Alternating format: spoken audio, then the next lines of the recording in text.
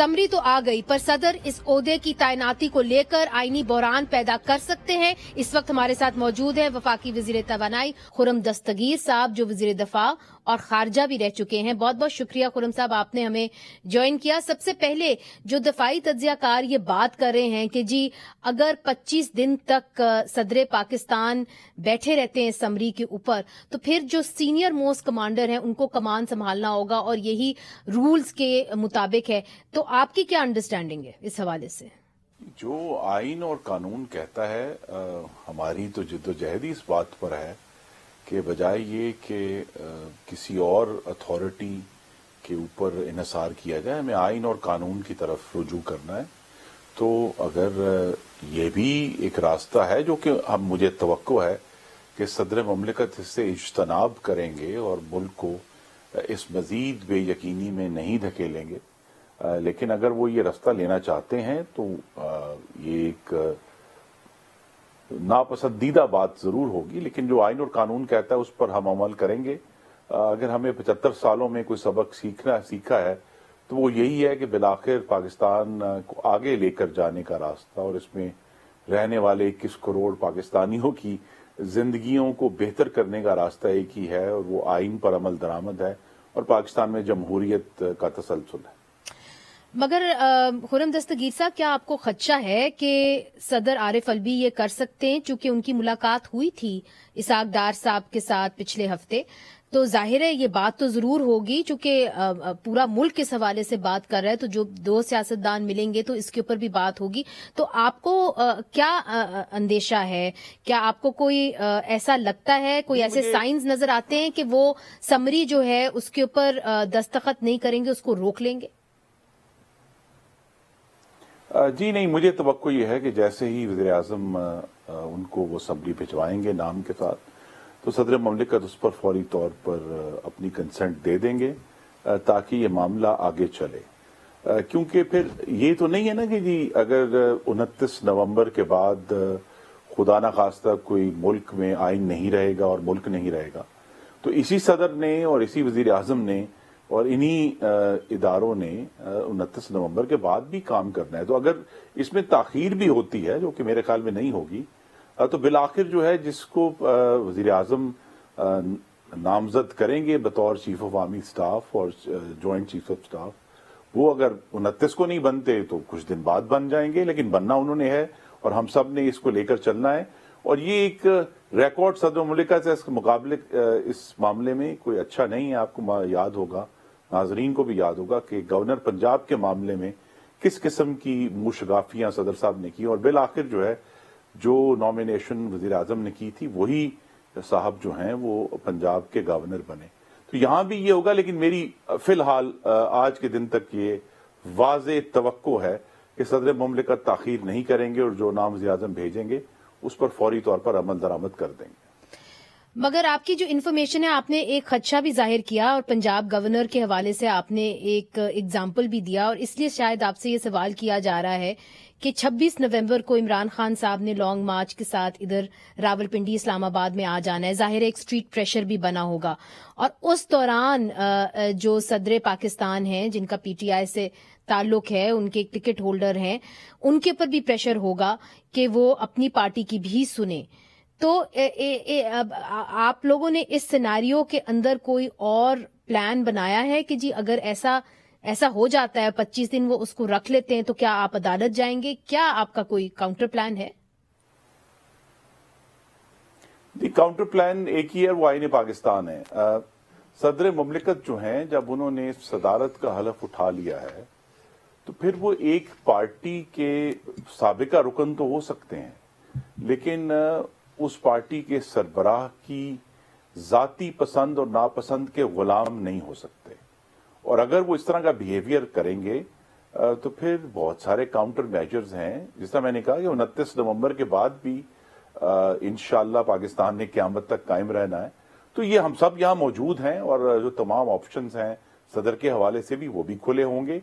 और अब जबकि तहरीक इंसाफ जो है वो कौमी असम्बली में नहीं है, और नंबर्स की जो खेल है सदर के मुआवजे के हवाले से, उसमें कुछ पॉसिबिलिटीज इम्कानात मौजूद हैं, لیکن یہ میرے خیال میں ہم بہت آگے کی سوچ رہے ہیں. مجھے ابھی بھی یہ ایک مثبت توقع ہے کہ صدر مملکت اپنے پارٹی لیڈر کی ثوابدید سے اوپر اٹھیں گے اور جو پاکستان کے لیے درست ہے اور درست یہی ہے کہ آئین پر عمل کریں, اس بے یقینی کو ختم کریں. اب جو اتحادی ہیں آپ کی ان کے ساتھ بھی بات ہوئی ہوگی. آج جس طرح پارلیمانی پارٹی لیڈران کا ایک اجلاس بھی ہوا ہے, وزیر اعظم ان سے ملے ہیں, ظاہر ان کو کانفیڈنس میں لیا ہوگا.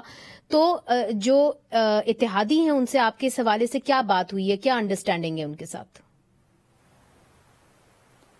جی میں تو اللہ تعالیٰ کا شکر ادا کر سکتا ہوں کہ اتحادی جو ہیں انہوں نے محمد شہباز شریف کو مکمل طور پر بغیر کسی ابہام کے اپنی حمایت کا یقین دلایا ہے کہ وہ پوری طرح پرائم منسٹر کے پیچھے کھڑے ہیں, اس حکومت کی اس کا حصہ بھی ہیں اور اس کو سپورٹ کر رہے ہیں. تو اتحادیوں کی طرف سے تو ہمیں بہت تقویت ملی ہے آج کے اجلاس سے. پہلے بھی انہوں نے اس کا عندیہ دیا تھا, لیکن چونکہ مخصوص حالات میں آج کے اجلاس کی اہمیت تھی تو ہمیں ہمارے تمام اتحادیوں نے مکمل حمایت کا, اور جیسا میں نے کہا بغیر کسی ابہام کے یا تحفظات کے وہ ان کے پیچھے. جی this includes the M Q M. M Q M بالکل ہمارے ساتھ ہیں, اور ان کے جو تحفظات کراچی کے حوالے سے ہوتے ہیں ان سے ہم مستقل طور پر ان کے ساتھ گفتگو میں ہیں, مذاکرات کرتے ہیں, آپس میں بات چیت کرتے ہیں. لیکن حکومت کی حد تک اور جو ہائی میٹرز آف پالیسی ہیں اس میں تمام اتحادی الحمدللہ شہباز شریف کے پیچھے کھڑے. خرم صاحب, چونکہ اس کے اندر پیچیدگیاں ہیں, آپ نے خود بھی پوائنٹ آؤٹ کی کہ جی کچھ پیچیدگیاں جو ہیں وہ آ سکتی ہیں, چونکہ جو صدر عارف علوی ہیں وہ ماضی میں بھی آپ کے ساتھ ہاسٹائل رہے ہیں. تو اس حوالے سے پھر سمری پہلے کیوں نہیں مانگی گئی اور اتنی دیر کیوں لگی سمری بھیجنے میں؟ اب دیکھیے ہم نے اکثر دیکھا ہے کہ آئی ایس پی آر کی طرف سے جب کوئی ٹویٹ یا اعلان ہوتا ہے تو دن میں ہوتا ہے, ورکنگ آورز میں ہوتا ہے, مگر رات کے اندھیروں میں اس طرح ٹویٹ کی جائے, سمری جو ہے وہ فٹافٹ بھیجی جائے اور ایک طرف سے ڈیلے ہو پھر ایک دم بھیج دی جائے, تو یہ کیوں ہوا؟ یہ کشمکش کیوں تھی؟ یہ کشمکش تو 2017 سے جاری ہے, اور یہ جو پاکستان میں ایک تناؤ ہے آئین کے تحت حکومت چلانے میں, اور ایک جسے ہم کہہ سکتے ہیں پریٹورینزم ہے یا بوناپارٹزم ہے, اس کے درمیان ایک تناؤ ہے. اور اگر ہمارا یہ خیال ہے کہ عمرانی تجربے کی ناکامی کے بعد سے وہ تناؤ ختم ہو گیا ہے تو یہ خام خیالی ہوگی. یہ ایک مستقل کوشش ہے جمہوری قوتوں کی جو اس حکومت میں اکٹھے ہیں کہ ہمیں آئین کی سربلندی کے لیے جانا ہے. تمام چھوٹے صوبوں کی جماعتیں آپ غور کریں وہ اس وقت حکومت کا حصہ ہیں, اور یہ کشمکش میں اس میں اتار چڑھاؤ آئیں گے, لیکن ہم اپنے سٹینڈ پر کھڑے ہیں اور انشاءاللہ اللہ تعالی ہمیں کامیابی دے. تو یہ جو سمری کا لیٹ ہونا اس تناؤ کا اثر میں سمجھوں یا اس تناؤ کے جو ہے ریزلٹ میں یہ سمری جو ہے وہ لیٹ ہوئی ہے؟ جی میں اس بارے میں چونکہ مجھے فرسٹ ہینڈ انفارمیشن نہیں ہے لہذا میں قیاس آرائی سے گریز کروں گا. چونکہ آپ ڈیفینس منسٹر رہ چکے ہیں تو سمری خاصی لیٹ آئی, تو کیا یہ تناؤ جو سول ملٹری تناؤ ہے یہ اسی وجہ سے لیٹ آئی ہے؟ جی نہیں, میں یہ کہوں گا کہ عام طور پہ تو سمری کے لیے وزیر اعظم کی طرف سے ایک عندیہ ہی کافی ہوتا ہے, لیکن اگر وزیر اعظم نے خط لکھا ہے تو پھر انہوں نے بھی, اور میرے خیال میں بڑا مثبت اقدام ہے کہ انہوں نے بھی آئین اور قانون کے مطابق چیزیں وہ ان رائٹنگ لے کر آئے. انہوں نے سمری طلب کی, اس کا درست طور پر پھر جواب سمری اور ڈوسیے کی صورت میں ان کو واپس آیا ہے. تو اگر یہ ہمیں بجائے یہ کہ ہم اس پر قیاس آرائی کریں, ہمیں اس پر اطمینان کا اظہار کرنا چاہیے کہ پاکستان میں معاملات جو ہیں وہ in writing black and white میں آئین کے مطابق آگے بڑھ رہے ہیں. مگر اس کے اندر اور بھی بہت سارے جھول ہیں. جو قانونی ماہر ہیں وہ یہ کہتے ہیں کہ آئین کے تحت تو وزیر اعظم کی ثوابدید ہے کہ وہ کسی کو بھی تعینات کر دیں, اور یہ بہت اہم اپوائنٹمنٹ ہے. آپ سے بہتر یہ کون جان سکتا ہے, آپ جو ہیں وزیر دفاع رہ چکے ہیں.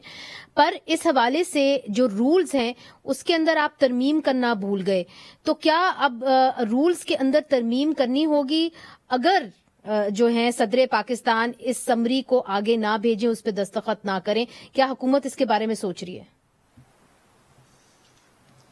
جی نہیں, ابھی تو یہ وقت نہیں ہے قوانین میں کسی بھی قسم کی تبدیلی کا, لیکن اگر یہ کوئی ناخوشگوار صورتحال چند دنوں کے لیے پیدا ہوگی پھر اٹ سیلف آئین کے مطابق ریزالو ہو جائے گی.